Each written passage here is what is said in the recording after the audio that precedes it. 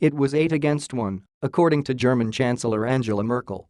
On one side, leaders of Canada, Japan, France, Germany, Italy and the United Kingdom, plus 2 EU representatives. On the other side, President Trump. And up for debate, the peril of climate change and the urgency of the U.S. commitment to the Paris Accord to reduce greenhouse gas emissions. Merkel said that everyone at the table at the G7 summit in Taormina, Italy, was urging Trump to stick with the pact, according to Reuters. After that conversation, Trump economic advisor Gary Cohn said the PRP, SIDP, and T&APO's views are and evolving and that he feels much more KNOWLEDGEABLE after the conversation with world leaders. He came here to learn. He came here to get smarter Cohn said. His views are evolving, which is exactly as they should be. Any decision on climate change would ultimately be based on WHAT&APO's best for the United States, Cohn said. The Paris Accord, created in 2015 after lengthy negotiations, calls on 196 nations to ratchet back greenhouse gas emissions. The goal is to keep the rise in global temperatures no higher than 2 degrees Celsius as compared with pre-industrial levels. As NPR reported at the time, the global average temperature has already increased about 1 degree Celsius. The deal includes voluntary pledges to reduce emissions. It also calls for developed countries to provide billions of dollars to help the developing world switch from fossil fuels to renewable energy sources.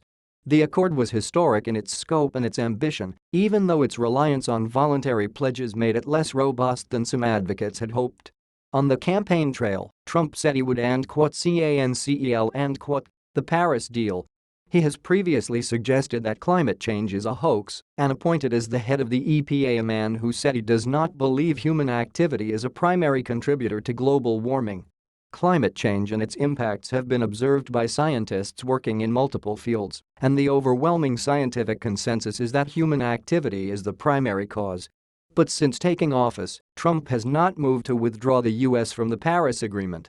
He has rolled back a number of Obama-era climate change measures, which will hamper U.S. efforts to fulfill its Paris pledges.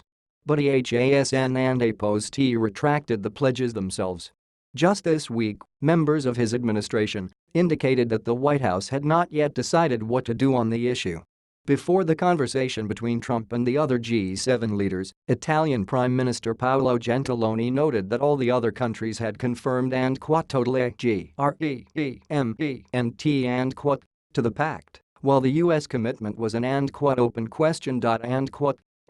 We are sure that after an internal reflection, the United States will also want to commit to it, Gentiloni said, according to the Associated Press. But Gentiloni and other world leaders WERN&APOS just waiting for internal reflection. They added some external pressure too. French President Emmanuel Macron reportedly discussed climate change with Trump at length on Thursday at a meeting in Brussels. Leaders of the Roman Catholic Church broached the topic when Trump visited the Vatican. And then there was the chat between the G7 leaders. Merkel called the conversation controversial.